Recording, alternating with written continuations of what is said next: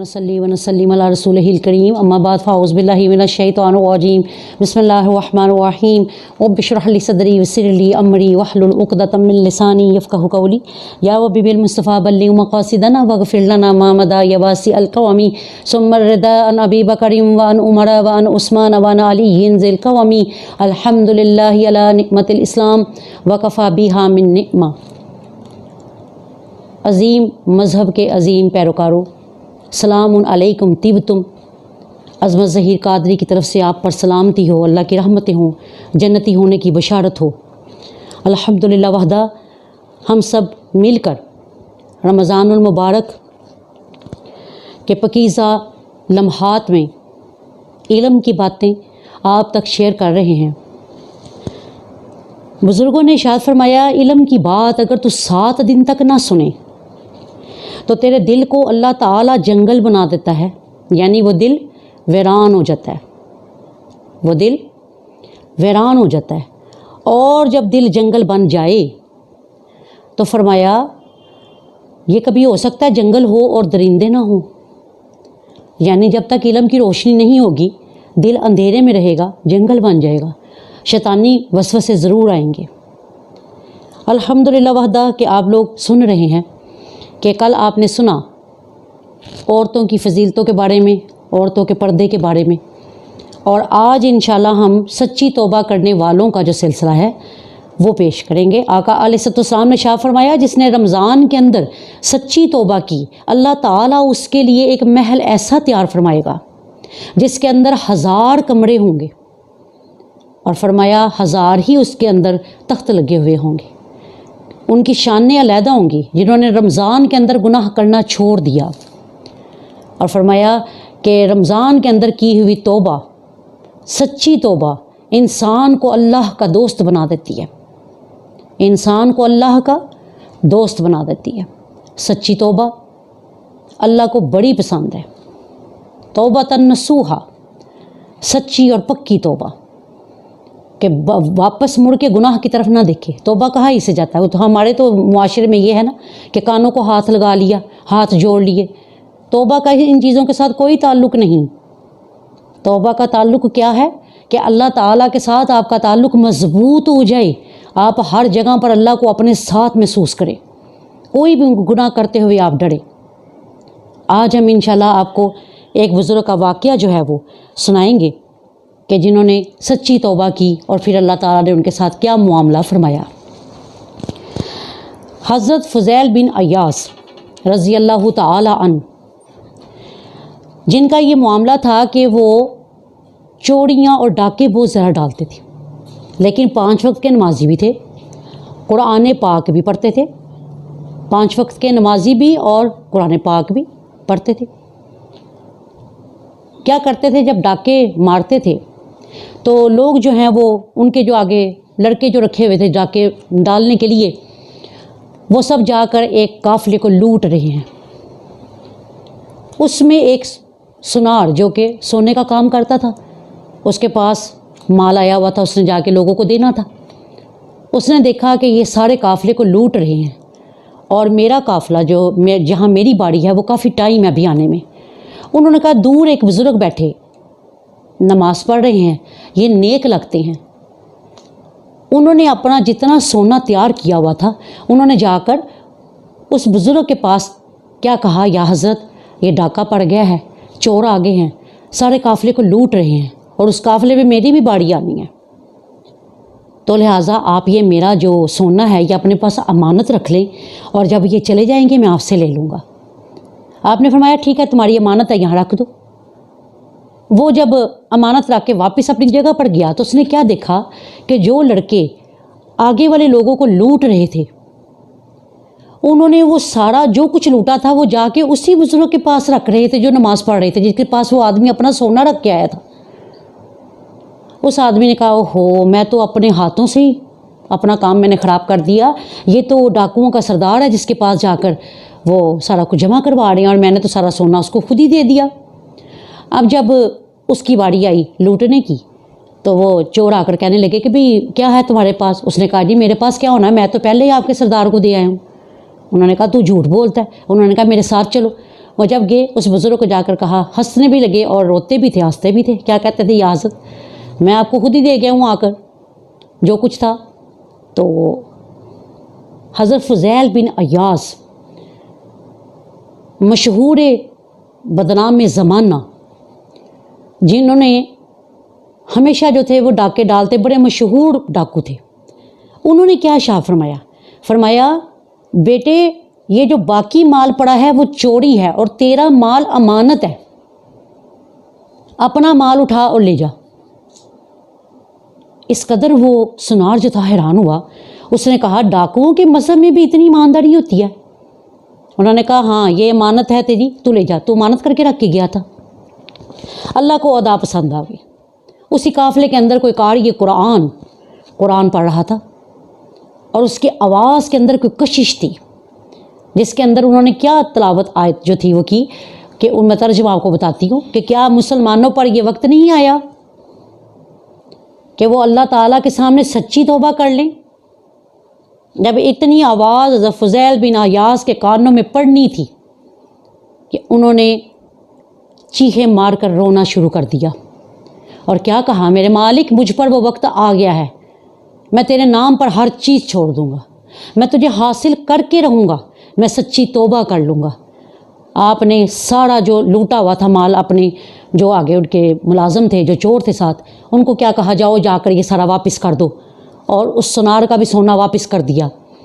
اور خود آپ جب خانہ کعبہ کے اندر گئے تو ظاہری بات ہے بدنام زمانہ تھے، ان کو دیکھتے ہی خانہ کعبہ تمام خالی ہو گیا، لوگ وہاں سے نکل گئے. انہوں نے کہا یہ ڈاکو ہے، اس کے ساتھ بہت سارے آدمی ہوتے ہیں، کہیں یہ ہمیں لوٹ نہ لے. یعنی وہ اتنے مشہور تھے ڈاکہ ڈالنے میں. آپ پریشان اور ہوئے اور روئے کہ میرے مالک میں تیرے در پر آیا ہوں، لوگ مجھ سے اس قدر ڈرتے ہیں کہ مجھے دیکھتے ہی بھاگ گئے ہیں. ادھر اس وقت حضرت سفیان ثوری علیہ رحمہ کا زمانہ پاک تھا، ٹاپ کلاس کے وہ ولی اللہ تھے. حضرت شیخ عبد القادر جیلانی سے بھی پہلے ہوئے ہیں آپ، یعنی سمجھے کہ ان کے بھی پیرانے پیر ہیں. تو کیا شاہ فرمایا کہ وہ خانہ کعبہ کے پاس بیٹھے ہوئے ہیں.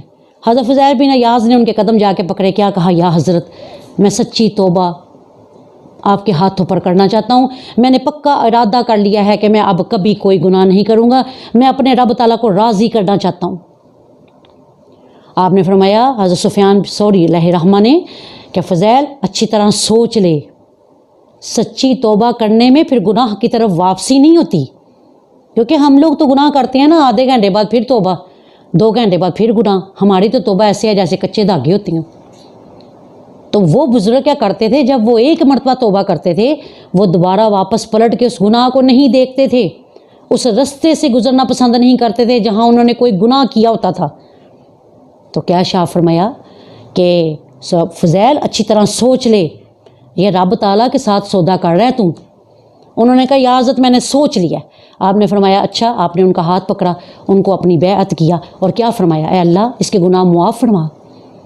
اللہ تعالیٰ نے ان کا جو سلسلہ تھا وہ کیا ہوا، جب وہ ان کو تسلی ہو گئی کہ اب ایک بزرگ نے میرا ہاتھ پکڑ لیا اور مجھے نیکی کی ہدایت جو ہے وہ اس کی طرف لے کر جا رہے ہیں، تو انہوں نے کہا یا حضرت اب میرے لیے کیا حکم ہے. حضرت سفیان ثوری علیہ رحمہ نے شاہ فرمایا صرف توبہ کرنا جو ہے وہ اس پر ہی یعنی مفقود نہیں ہے، آپ ایسے کرو کہ جن کو آپ نے لوٹا ہے اس کا مال واپس کرو، اس کا مال واپس کرو. حضرت فضیل بن عیاض کہنے لگے یا حضرت میں نے تو بہت سارے لوگوں کو لوٹا ہے، میں تو کئی لوگوں کو جانتا بھی نہیں. فرمایا سب کو ڈھونڈو اور ڈھونڈ کے ان کا مال واپس کر دو.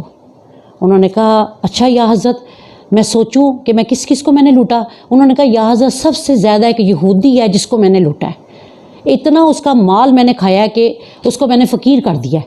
آپ نے فرمایا جاؤ سب سے پہلے اس کے گھر جاؤ، اس سے جا کے معافی مانگو اور محنت کر کے اس کا پیسہ پورا کرو. حضرت فضیل بن عیاض کو اس یہودی کے گھر کا پتہ تھا. آپ ان کے گھر چلے گئے. جب جا کے دروازہ کھٹکھٹایا، یہودی باہر آیا، کہنے لگا استغفر اللہ، تو کہاں سے آ گیا؟ اب تو میرے پاس کچھ بھی نہیں رہا جو تو لوٹے، کیونکہ ڈاکو جو تھے سب کو پتہ تھا کہ یہ ڈاکے ڈال کر اپنا سلسلہ چلاتے ہیں. حضرت فضیل بن عیاض رو کر کہنے لگے یار میں تجھے لوٹنے نہیں آیا، میں تجھ سے معافی طلب کرنے آیا ہوں، سچی توبہ کر کے آیا ہوں میں اپنے رب کو منا لوں گا، میں تجھے بھی منا لوں گا، تو بتا مجھے تیرے کتنے پیسے ہیں۔ انہوں نے کہا مجھے تجھ پر یقین نہیں۔ انہوں نے کہا پھر کیا ہوگا جس کی وجہ سے تجھے یقین آئے گا؟ کہ میں سچی توبہ کر کے آیا ہوں، میں اپنے کلمے کی قسم کھا کے کہتا ہوں میں نے سچی توبہ کر لی ہے۔ اس نے کہا اچھا، یہودی مسکرانے لگ گیا، کہنے لگا اچھا چلو اندر آؤ۔ اندر لے گیا، کہنے لگا جاؤ پچھلے کمرے میں ایک مٹی کا توڑا پڑا ہے، وہ اٹھا کر لے کر آؤ۔ مٹی کی ایک بوری تھی۔ انہوں نے کہا میں ابھی لے آتا ہوں۔ حضرت فضیل بن عیاض پچھلے کمرے میں گئے، جب انہوں نے جا کر مٹی کے توڑے کو ہاتھ لگایا تو مٹی کا توڑا اٹھا کر جب انہوں نے کہا بھلا کھول کر دیکھو اس کے اندر کیا ہے، انہوں نے جب اس کو کھولا مٹی کے توڑے کو، پچھلے کمرے میں یہودی باہر بیٹھا ہے، کھولا تو اس کے اندر سونا تھا۔ انہوں نے کہا اس کے پاس تو بڑا سونا بھی ہے، یہ تو کہہ رہا تھا میں فقیر ہو گیا ہوں۔ بہرحال انہوں نے اس کا منہ بند کیا اور یہودی کے پاس جب لے کر آئے تو یہودی نے کیا کہا؟ اس نے کہا اس کو کھولو۔ جب انہوں نے اس بوری کو کھولا، کہنے لگا اس کو الٹاؤ۔ جب الٹایا تو اس کے اندر سے سونا گرنے لگ گیا۔ یہودی نے سونا گرتے ہی دے کر کہا کلمہ لا الہ الا اللہ محمد رسول اللہ صلی اللہ تعالی علیہ وآلہ وسلم۔ حضرت فضیل بن عیاض ایک دم پریشان ہو گئے۔ آپ نے فرمایا تو نے کیسے اتنی جلدی کلمہ پڑھ لیا؟ اس نے کہا اے بندہ مومن، میں نے ایک واعظ کرنے والے مسلمان بندے کو سنا تھا کہ امت محمدی میں جو بندہ سچی توبہ کر لے گا، اگر وہ مٹی کو ہاتھ لگائے گا تو وہ سونا ہو جائے گی۔ مجھے قسم ہے اس پاک ذات کی جس کے قبضہ قدرت میں میری جان ہے کہ اس توڑے کے اندر، اس بوری کے اندر مٹی تھی، تیرا ہاتھ لگاتے ہی یہ سونا بن گئی، جس سے ثابت ہو گیا کہ تو سچی توبہ کر کے آیا ہے اور تو محمد مصطفیٰ صلی اللہ تعالی علیہ وآلہ وسلم کا سچا امتی بن گیا ہے اور تو نے سچی توبہ کی ہے۔ کیا ثابت ہوا؟ کہ جب تم سچی توبہ کر لیتے ہو تمہارے بند رستے کھل جاتے ہیں، تمہارے کاروبار میں برکتیں ہو جاتی ہیں، تمہاری پریشانیاں دور ہو جاتی ہیں۔ اگر تم مٹی کو ہاتھ ڈالتے ہو تو مٹی سونا ہو جاتی ہے۔ سچی توبہ اتنے معنی رکھتی ہے۔ الحمدللہ وحدہ کہ اس رمضان مبارک میں سچی توبہ کر لیں، اللہ کو سچی توبہ بڑی پسند ہے۔ اللہ تعالیٰ فرماتا ہے بندے جب تو سچی توبہ کرتا ہے جانتا ہے میں تجھے کیا دیتا ہوں؟ بندہ کہتا ہے میرے مولا مجھے نہیں پتا، تو بتا۔ اللہ تعالیٰ فرماتا ہے یبدل السیئات بالحسنات، میں تیری برائیوں کو نیکیوں کے ساتھ تبدیل کر دیتا ہوں۔ صرف گناہ ہی معاف نہیں کرتا، تیری جتنی برائیاں تھیں اس کو میں نیکیوں کے ساتھ تبدیل کر دیتا ہوں، اتنی نیکیاں تیرے نامہ اعمال کے اندر لکھ دیتا ہوں۔ ایک روز ایک پیر صاحب بیٹھے ہیں، ایک مرید آئے، کہنے لگے یا حضرت مجھے ایک بات بتائیں کہ جو بندہ ایک مرتبہ ہی سچی توبہ کرے وہ اللہ کے زیادہ نزدیک ہے، یا جو بار بار توبہ کو توڑ دے اور بار بار اللہ کو پکارے وہ بندہ اللہ کے نزدیک ہے؟ دونوں میں سے کون زیادہ اللہ کے نزدیک ہے؟ کس کا رشتہ زیادہ اللہ کے نزدیک ہے؟ آپ مسکرانے لگ گئے۔ جو پیر صاحب تھے، مرشد جو تھے، ظاہری بات ہے جو مرشد ہوتے ہیں بیٹے ان کو جو ہے وہ صاحب علم ہونا چاہیے۔ جس مرشد کے پاس علم نہیں ہے وہ بیکار مرشد ہے، وہ فیض دینے کے بجائے الٹا آپ کے لیے عذاب کا باعث بنے گا۔ اسی لیے کہا گیا بیعت سوچ سمجھ کر کریں، بیعت بک جانے کا نام ہے۔ اس بزرگ نے کیا کہا؟ انہوں نے کہا یہ جو سوال تو نے مجھ سے کیا ہے اس کا جواب تجھے وہ سامنے جو آ رہے ہیں کپڑا بننے والے، جو کپڑا بنتے ہیں، ان سے جا کر پوچھو۔ انہوں نے کہا یا حضرت وہ تو ایک ان پڑھ بندہ ہے، وہ اس کا کیا جواب دے گا؟ آپ نے فرمایا تم جاؤ تو صحیح۔ جب وہ مرید جو تھا اٹھ کر گیا، اس نے جا کر اس بابا جی کو دیکھا، وہ اپنے ساتھ اپنے اوزار وغیرہ جس کے ساتھ کپڑے وغیرہ بنتے تھے اس کو لے جا رہے تھے۔ تو انہوں نے کہا بابا جی ایک بات تو بتائیں، جو بندہ ایک مرتبہ سچی توبہ کر لے وہ اللہ کے نزدیک ہے، یا جو بار بار توبہ توڑ کر بار بار توبہ جوڑ لے اللہ کے ساتھ، بار بار اللہ کے حضور جھک جائے پھر اس سے گناہ ہو جائے کہ وہ زیادہ نزدیک ہے؟ تو اس بابا جی نے کیا کہا؟ انہوں نے کہا یار مجھے اتنے گہرے مسئلے تو نہیں آتے، لیکن مجھے یہ پتہ ہے کہ جب ہم لوگ پہلی تند ڈالتے ہیں کپڑا بننے کے لیے تو جو تند بالکل سیدھی جا رہی ہوتی ہے اور اینڈ پر جا کے ٹوٹ جاتی ہے، پھر وہ دوبارہ ہمارے قابو نہیں آتی، اور جو تند بار بار ٹوٹتی ہے، جو تار بار بار ٹوٹتی ہے، ہم اس کو گرا لگاتے ہیں، پھر آگے چلتے ہیں، پھر ٹوٹ جاتی ہے، پھر آگے جا کے گرا لگاتے ہیں، پھر ٹوٹ جاتی ہے، وہ اینڈ تک اتنی پکی ہو جاتی ہے کہ پھر وہ اینڈ تک ساتھ ہی رہتی ہے کپڑے کے اندر ہی۔ وہ مرید مسکرانے لگے، واپس آ کے پیر صاحب سے کہا، انہوں نے یہ جواب دیا۔ آپ نے فرمایا دیکھا اس نے تمہیں جو جواب دیا وہ کیا تھا، کہ جو بندہ گناہ کر لے سچی توبہ پھر کر لے اللہ کے حضور، پھر بندہ بشر ہونے کے حساب سے اس سے کوئی گناہ ہو گیا پھر دوبارہ توبہ کر لے، تو اللہ تعالیٰ فرماتا ہے میرے فرشتوں دیکھو اس بندے کو یہ معلوم ہے کہ میں جس رب کی نافرمانی کر رہا ہوں، اگر میں اس رب کے آگے جھک جاؤں گا تو یہ بغیر دیکھے ہی مجھ سے ڈرنے لگ جاتا ہے، بغیر دیکھے ہی مجھ سے معافیاں مانگنے لگ جاتا ہے، یؤمنون بالغیب والا بندہ بن جاتا ہے۔ تو فرمایا میں اس کو معاف کرتا ہوں، اور جب تک اس کی زندگی رہتی ہے میں اس کو اپنے ساتھ ساتھ رکھتا ہوں، اور پھر اس کو دیکھ کر مسکراتا بھی ہوں کہ اس نے گناہ بھی کرنا ہے اور اس نے واپس میری طرف بھی آ جانا ہے۔ تو فرمایا کہ انہوں نے کیا مثال دی کہ بعض کا کوئی بندہ ہوتا ہے وہ بہت عبادت کر رہا ہوتا ہے، لیکن اینڈ پر جا کر اس سے کوئی ایسا گناہ ہو جاتا ہے کہ وہ اس کا اور رب کا جو رابطہ ہوتا ہے، جو سلسلہ جڑا ہوا آ رہا ہوتا ہے، وہ ختم ہو جاتا ہے ٹوٹلی۔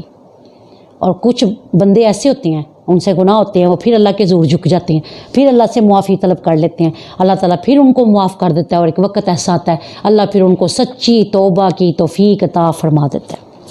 سبحان اللہ، اللہ تعالیٰ کے قربان جائیں، اللہ تعالیٰ نے اپنے پکیزہ بندوں کے لیے کیا کیا بہانے بنائے، بخشش کے بہانے، کہ بندہ مومن ایک مرتبہ میری طرف لوٹ کرا۔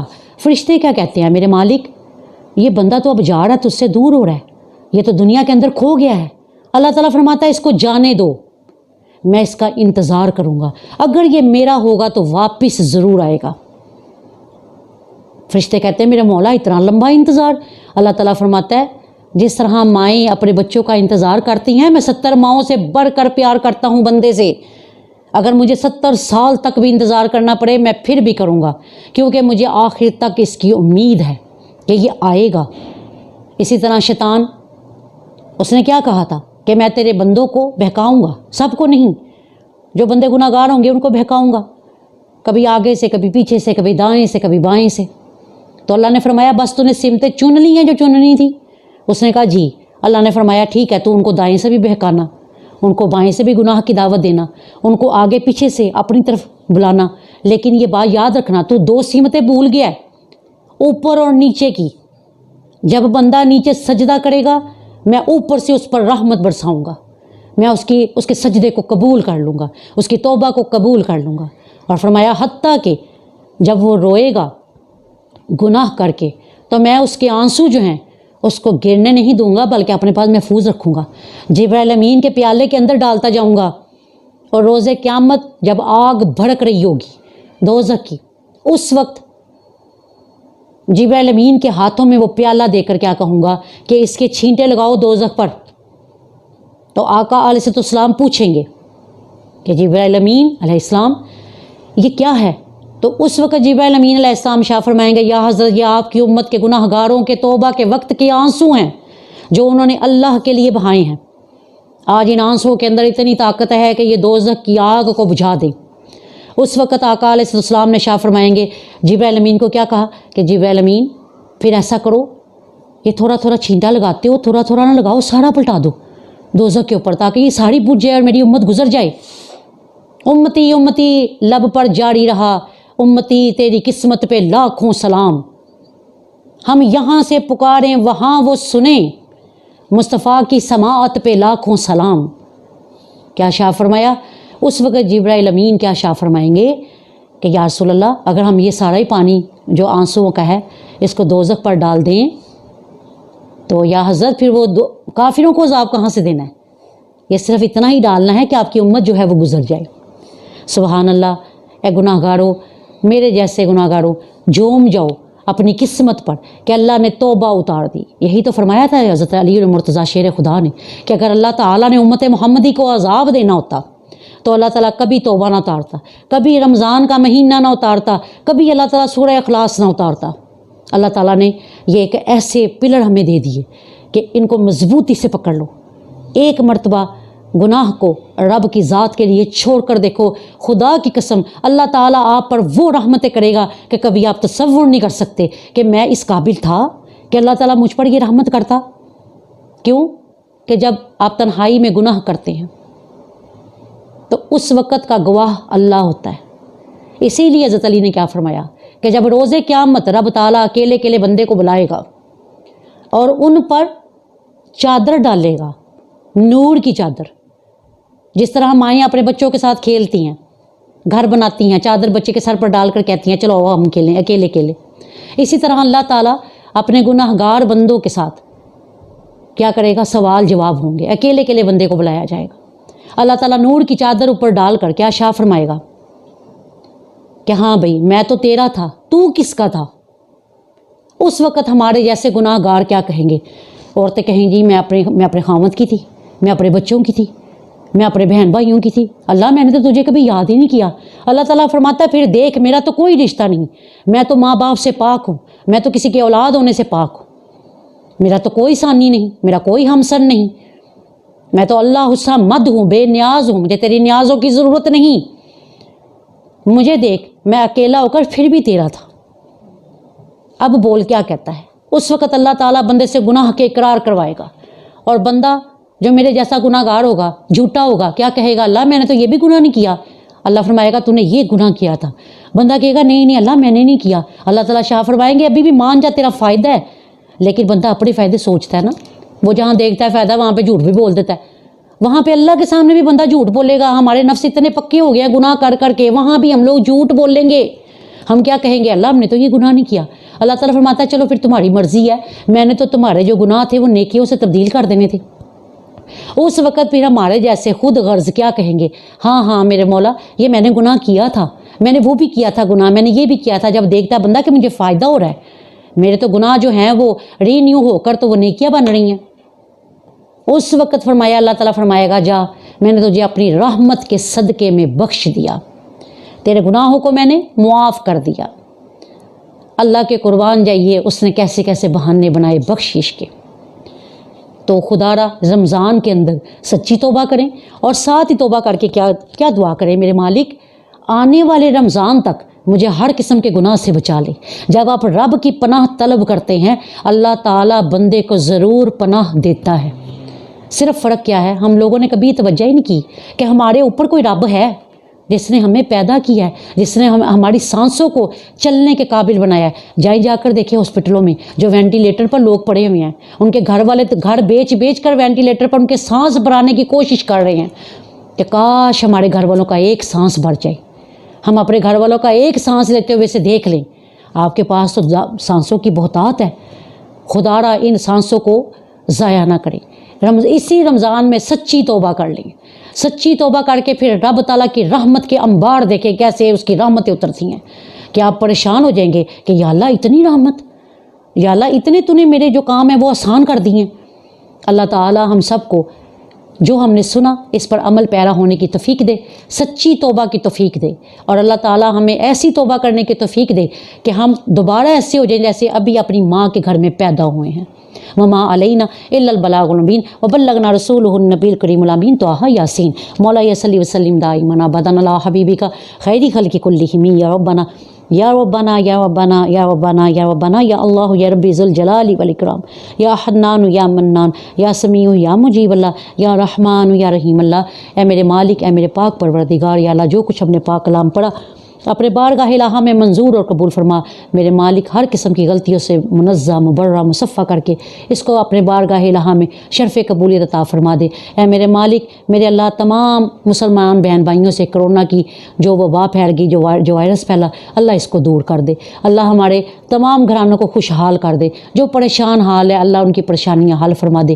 اے میرے مالک، میرے اللہ ہم سب پر آنے والا وقت اچھا کر، ہمیں سچی توبہ کی توفیق عطا فرما، ایسی توبہ جو تجھے پسند آ جائے، ہم تیرے برگزیدہ بندوں کے اندر داخل ہو جائیں، تیرے مقرب بندوں کے اندر داخل ہو جائیں۔ اے میرے مالک، میرے اللہ ہم سب کو شرف قبولیت کا شرف عطا فرما۔ وما علینا الا البلاغ المبین وبلغنا رسولہ النبی الکریم الامین طٰہٰ یاسین۔ ربنا تقبل منا انک انت السمیع العلیم، آمین یا رب العالمین، بجاہ نبی الکریم الامین طٰہٰ یاسین۔